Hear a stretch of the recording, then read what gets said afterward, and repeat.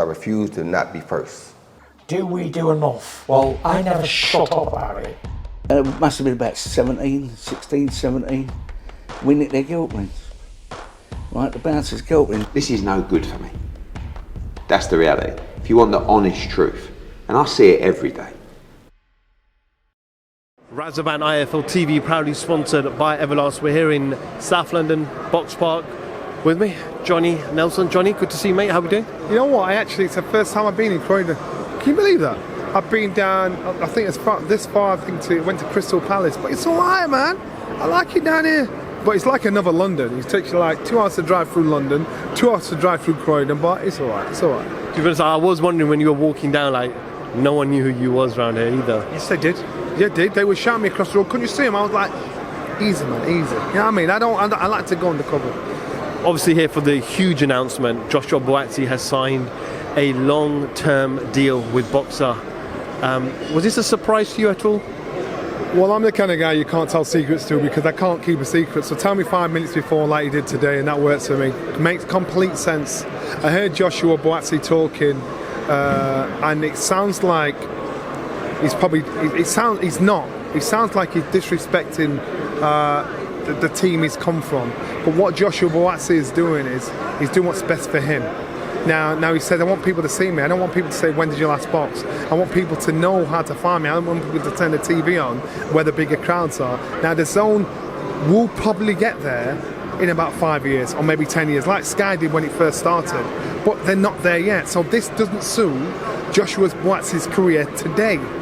So he's helping them. As far as he's concerned, it's not helping him. He wants to be out there, he wants to be popular, he wants to build up the person, he wants to get the big fights. So therefore what he's saying is, I need the platform, I need people to see me. So I'm quite sure the backlash for him saying that is going to be a little harsh. I understood what he was saying. I understood he's saying, I want what's best for me. Forever you're getting promoters, managers, TV companies saying, yeah, tomorrow, it'll come tomorrow, or we're just negotiating this, that and the other. Then eventually when tomorrow comes, it's too late for you. You want what's best for you now to make the most out of your career. And this is what I'm talking about, fighters making the most of who they are, making a business of themselves to say, right, Joshua Buatsi walked on stage, he was suited and booted, my man, I looked like a barrister. He stood there talking, I thought, you're owning your shit. You're owning who you are, I get that. Now you are your own business. He's taking himself out there to virtual hunt to get the best out of himself, to be a true fighter, and to think, right then, people need to know who I am. People need to know, and my name needs to be on the tip of everybody's tongue. So now he's taking control as much as he possibly can of where he wants to be. So regardless of what fight is being offered, I'm hearing big fights are being offered. It's about the package. I could offer you the Sun, Moon and Stars today. And if you win the Sun, Moon and Stars, what you offer, what's there tomorrow? Oh, we could get this, we could get that. He needs to know there's a path set out. He needs to know there's potential there that looks at his career and thinks, right, long term, this is me, this is what I want to do, I want to get what's best for me. When you say you look at the package, what are you referring to? Because there's a few people who are talking to here that when Matchroom and AD made him the offer for Bivol, it came with other restraints of tying him into other things. Okay, so he's done what's best for him, what suited him. So maybe the offer here has suited him more than what was elsewhere. Maybe it's that simple. Eddie said that we offered him $1 million or £1 million, I can't remember the currency, to fight Dimitri Bivol, and Buatsi rejected that. Okay, so say if he bought Bivol next, and it's pay-per-view, and you want the highest figures, you want the highest numbers. The last time he boxed was May. So you don't want no excuse to say ring rust or anything like that. You want to make sure you've got that fan base following you, because I think the time before that might be in the year before that. I don't know, I can't remember exactly what it was. But what I'm saying is he needs to be in a position where when those fights come, he's not just physically and fight ready, his fan base is there, they want to switch on and see this. And that's what it is. So you can have that offer right now and nobody's sending the TV on to watch you because they don't know where you've been. And you want as many eyes on that prize as possible. He's just doing what's best for him, not best for somebody else's business. That works better for him. We've also seen Chris Billum-Smith, we've also seen Lawrence Okoli, we've also seen Natasha Jonas and others. So what does that tell you? So they're all, and I'm quite sure their relationship with the Zone and Matchroom is great, but it tells you that fighters are now thinking, I'm going to have to make a business decision that isn't very popular with you, but it works better for me. And that's what's happening with fighters now. Fighters need to think differently because we're going to be left behind. The only people that are going to be making ridiculous money, not just good money, is the promoters, the managers and the YouTubers. So now these fighters have got to think, you know what, I am my own business. I've got to work what's best for me. I've got to make the best of who I am, monetize who I am. I spoke to Virgil Hunter last weekend in Paris, and I talked about him making comments that Buatsi wasn't ready for Bivol. And he said, I didn't say that.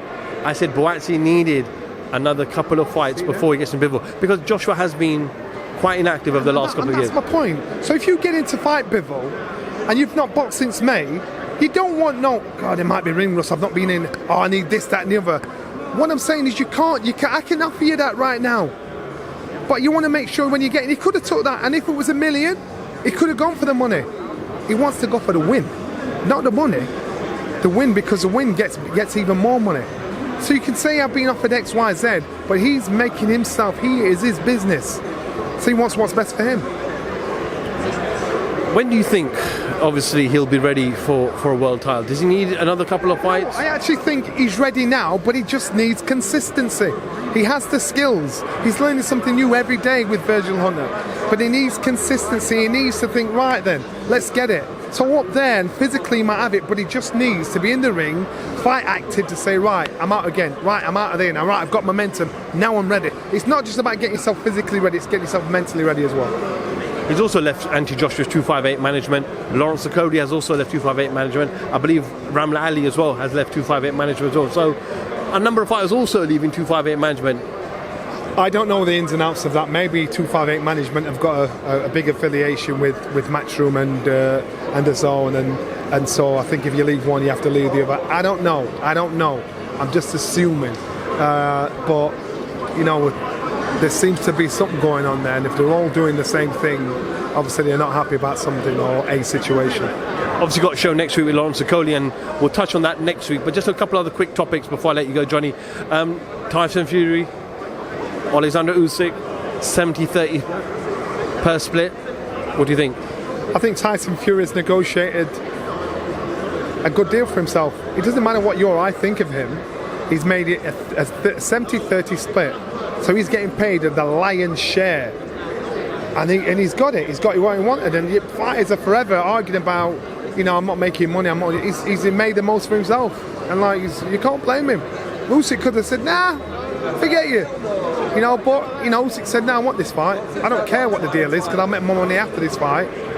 So that's what he's done. So that's business. Usyk's team have come out and said, if we set 70-30, the fight has to be on April 29th. We know Usyk's been in camp in December. Are they almost sensing that we've been in camp longer, Fury's just going into camp, and we might have an advantage? I think the fight was always going to be on that date. I think Tyson Fury is very good at playing the fool to catch the wise. I saw it from day one when he did Klitschko and the build up to it. Warfare starts long before you step up the steps into the ring. Warfare starts now. Warfare starts months ago. Tyson Fury, he's got it down to a T. He knows how to play those games. He knows how to create war mentally before it becomes physically. So it doesn't matter what Usyk's team has said, the fight was probably always happening on that day. Are you just happy for the sake of boxing that fight is going to take place now? All the fight's going to take place. I think the fight was always taking place. It was a public negotiation. Tyson Fury's got what he wants, and Usyk thinks he's got what he wants. And Tyson Fury didn't want. The fight was always going to be on that date. Just finally, your boy Kell Brook did an interview yesterday, Boxing King Media.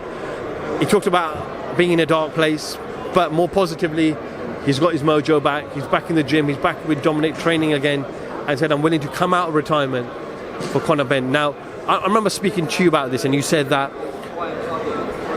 when he retires again, if he comes out of retirement and he retires again, he'll go through the same process again. So where is that balance? Okay, so Kell Brook's saying that. Let's just get it right. Kell Brook is on a path. You can see the language he used.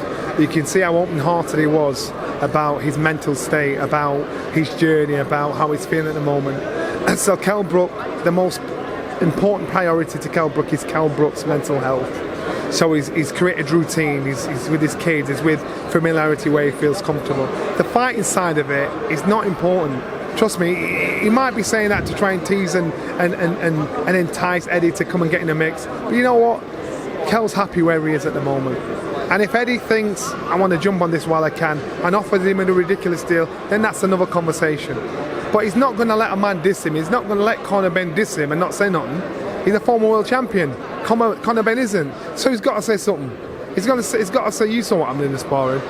Make me an offer and I'll show you what it's about. You know, he's got to say something. But right now, I think that's a bit of tongue-in-cheek. I think he's throwing it out there. If you want to play with it, then I'll think about it. Kell Brook is concentrating on his mental health. He's concentrating on what's best for him. And the language he used, you listen to that interview, the things he spoke about, to me, that says everything. Sometimes when fighters come out of retirement to fight, they're not the best. Their best days are past them. Does Kell Brook still have it in him, though? No, I don't think the best of Kell. I think we've seen the best of Kell Brook. But the Kell Brook that turns up to fight Conor Benn, it's about desire and want. And I've said it before, who would have ever imagined Nigel Benn retiring mid-fight? Nigel Benn's a warrior, the Dark Destroyer. You couldn't believe it when he retired mid-fight against Steve Collins. And what happens is, when the fight's gone, it's gone, no matter what the mind's telling you. So Kell Brook's mind, he's having a conversation with his heart. I'm telling you, he's not going to be the same fighter, but the fighter is today, is it good enough to beat Conor Benn? Only he knows. So let's not get gassed, let's not gas him to say, yes, you're the Don, you're going to be even better than what you was. I don't think he will. That's just my opinion.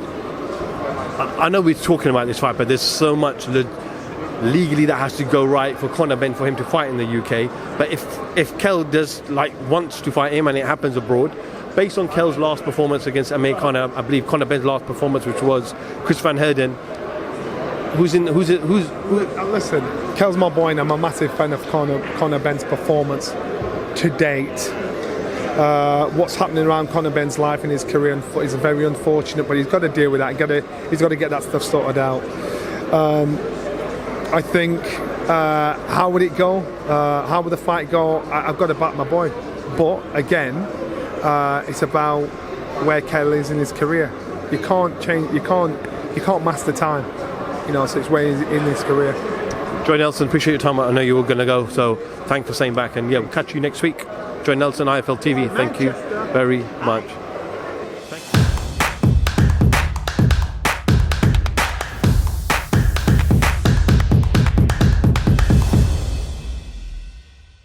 Refuse to not be first.